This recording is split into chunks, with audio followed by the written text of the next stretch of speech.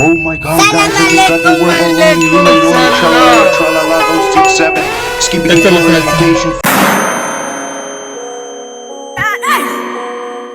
The year is 2014, and Fox News is currently having a conniption over President Barack Obama wearing a tan suit during a live press conference. Can you imagine for a second going back to the good old year of 2014 when the most toe-tickling, testicle-twisting, earth-shattering controversy in the world was what color suit the President of the United States of America was wearing? Well, unfortunately, you're gonna have to go back to dreaming about being in those times because the current year is 2025 and your kid had a little too much ketamine to eat during their school lunch, and now they're too busy playing this new Brainrot game called Brainrot Royale. Yep, just when you thought that this trend of Brainrot games was going away, there's a new game threatening the balance. And as I mentioned before, the game's name is Brainrot Royale. Originally, I'm guessing this game was meant to be some kind of a mix between, like, well, obviously Brainrot games and Clash Royale. But the final product isn't really that, because there's no Clash Royale in this, okay? It's more like Brainrot games mixed with Clash of Clans instead of Clash Royale. But without any further dilly-dallying, I genuinely want to give this game a good old college try and see if it's actually worth anything, if its player count is justified, or if the game is just like another quick cash grab Brainrot game. Because there's actually like a bunch of things that I want to talk about with this game. Some of them range from actually being good, surprisingly, because I actually do have good things to say about this game, to obviously being bad, which is what you expect from a Brainrot game. But there's also a couple of strange details about this game that just kind of weird me out and confuse me, so stick around until the end of the video if you want to hear about all of that. But like I said before, I actually do have a couple of good things to say about this game, so let's start off with that. So for starters, this game actually, surprisingly, praise the Lord, doesn't have gambling! Woohoo! Okay, that's partially a lie, but for the most part it is true. This game actually, surprisingly, for the most part, does not have gambling. So if you guys are familiar with these Brainrot games or Brainrot adjacent games, like, I don't know, Grow a Garden, Steal a Brainrot, Plants vs. Brainrots, you probably know that all these games have some sort of gambling in them. Where in Plants vs. Brainrots, for example, there's a stock, there's a big shop with all the seeds and all the plants you can buy, but the shop has like a restock system where in each restock it only stocks a certain type of plant, and obviously the rarer, more powerful plants are way harder to get, and then the easier plants are like way more common to be restocked in the shop. Or how in Steal a Brainrot you have to like wait for a specific type of Brainrot to come down the fucking red carpet in the middle of everything so that you can finally get an opportunity to buy it and hope that someone doesn't steal it. Well, thankfully in this game there's none of that. There's a big shop where you have like a lot of different types of buildings you can buy to help you defend against all the Brainrots coming to fucking destroy your town hall or whatever, but all of them are unlocked by just upgrading your town hall, by just buying new upgrades and like progressing in the game. There's no gambling where like certain powerful towers are only stocked at a specific time of day and like others are stocked at another time of day. The only real gambling aspect of this game is the whole weapon system, because outside of your towers you can also have weapons that do damage yourself. You can have like swords that you can equip and slash the enemies with, or like guns you can shoot at the enemies or whatever. And to get these weapons you actually do need to gamble a little bit, but it's not like anything super severe. Like the most overpowered, like expensive chests are pretty cheap and you can get a ton of them. And they also don't take a long time to open either, so these chests are like super easy to get. Now, they do still count as gambling, but it's not like malicious gambling or anything. As I mentioned, they're cheap, they're quick to open, they're quick to get, so there's really no incentive for you to like buy them with the Robux or anything like that, right? It's not like super predatory or anything.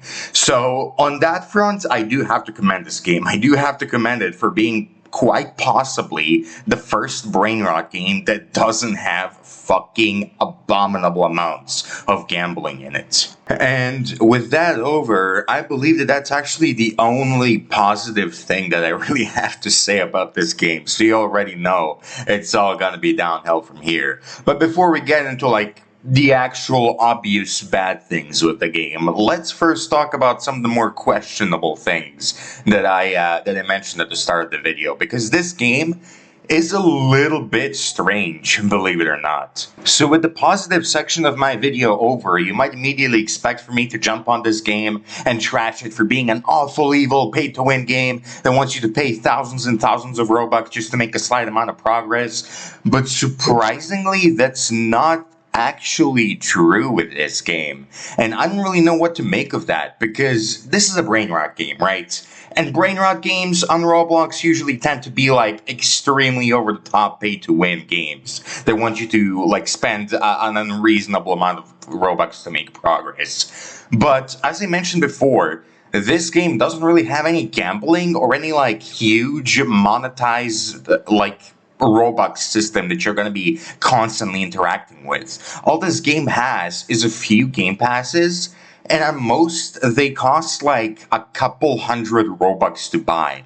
I think literally its most expensive game pass is 200 Robux. So I gotta ask, if this game is meant to be some kind of a pay-to-win slop fest game or whatever, then how much money are these developers exactly making? Because again, as I mentioned before, all these game passes are worth 200 Robux at most, and most of them are 30 Robux or something ridiculously cheap like that. So with the terrible DevX rate that Roblox is currently having, these developers can't be making that much money off of this game. Even if every single person is just buying these game passes, they cannot be making millions of dollars like how Grow a Garden or Steal a Brainrot are. So guys, I cannot believe I'm saying this, but for the first time in history of Roblox, we might have a Brainrot game that was made in actual good faith and not just to be a super trashy pay-to-win scumbag experience. And I truly cannot believe I'm saying that. Now, obviously, that doesn't save it from criticism, and we're gonna get into that later, believe you me, but it's a nice breath of fresh air to have a Brainrot game that isn't just littered with game passes where you have to pay for absolutely everything. Outside of this game's strange relationship with its game passes, I only really have one other weird thing to say about it. And take what I'm about to say with a grain of salt, because I'm not sure about this information myself, so if you guys know any better than me, you can correct me in the comments below. But from what I heard, some of the characters that are used in this game aren't supposed to be on Roblox anymore.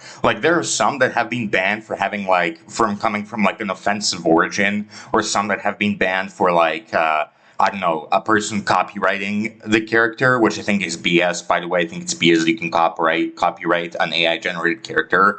But I heard that, some of these characters that this game uses aren't even allowed to be on Roblox anymore. The most obvious example of this is probably Tong Tong Tong Sahor, which is both on the thumbnail of the game and inside of the game featured very, very prominently. And if you guys remember, the Steal a Brainrot game got into quite a bit of controversy for having this character not that long ago, and they had to they were forced by Roblox to remove it because it was copyrighted, and now Tung Tung Tung Sahor doesn't exist in Steal a Brainrot anymore. So I'm wondering how this game can use it, but that one can't. I don't know, maybe Roblox just hasn't caught onto this game existing yet, which is kind of wild, because as I said before, this game is getting quite popular, but you know, it is what it is. And then there are other characters in this game, like Bombardino Crocodilo, and the fucking Tralala Tralala character that are supposed to be banned from these Roblox games because they apparently come from an origin of hating Muslims and talking about bombing children in Palestine, which, you know, that kind of content isn't exactly supposed to be allowed in Roblox, so Roblox is looking into banning those characters as well.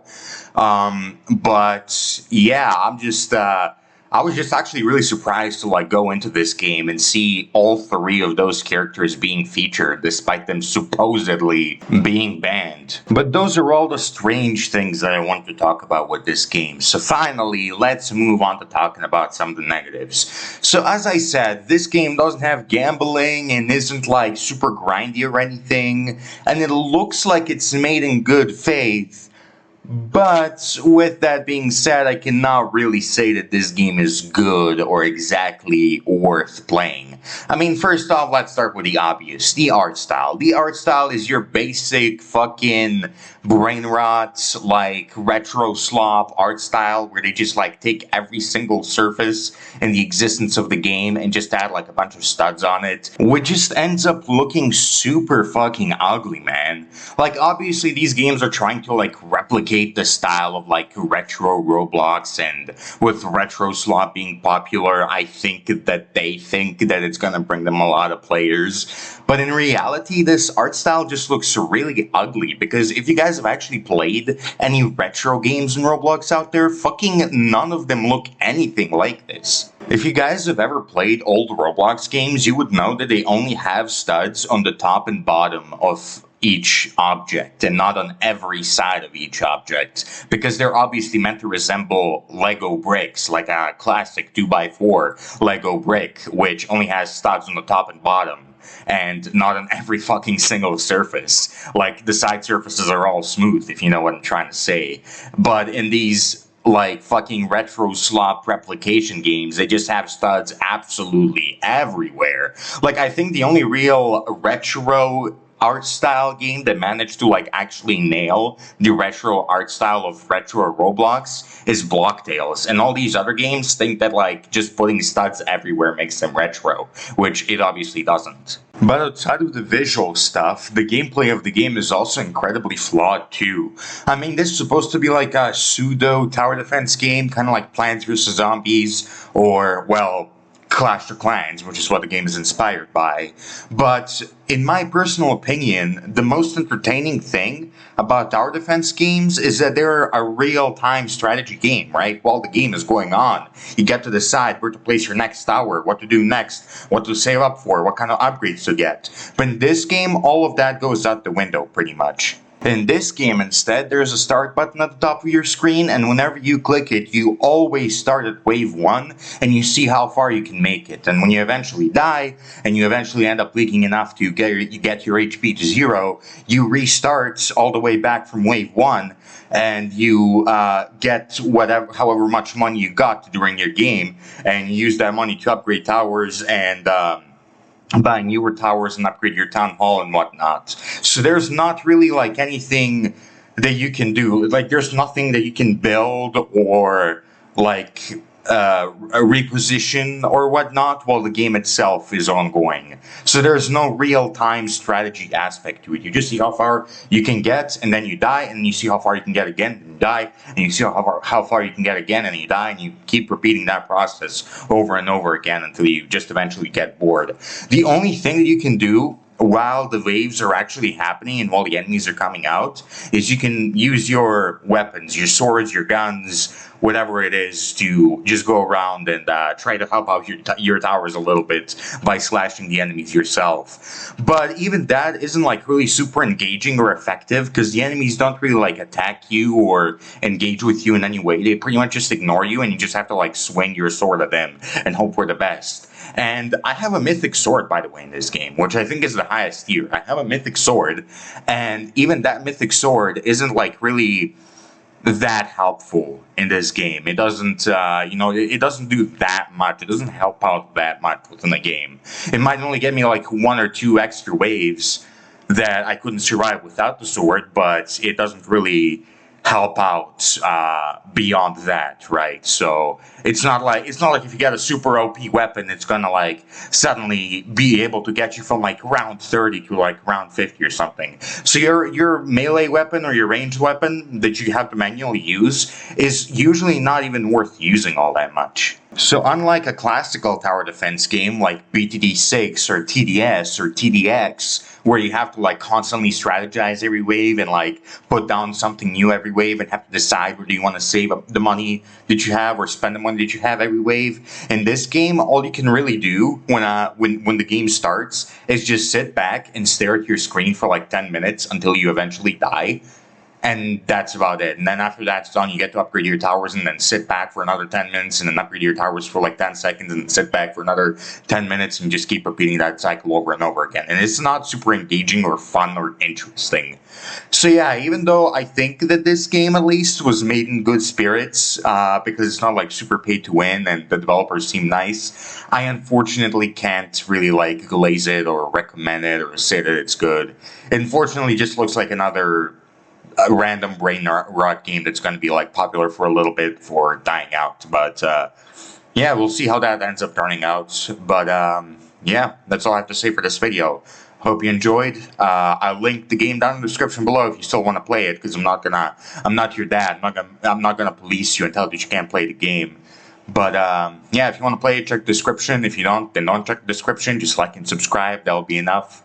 And yeah, with all that dilly-dallying out of the way, that's all I gotta say for this episode. So yeah, goodbye everyone. See ya.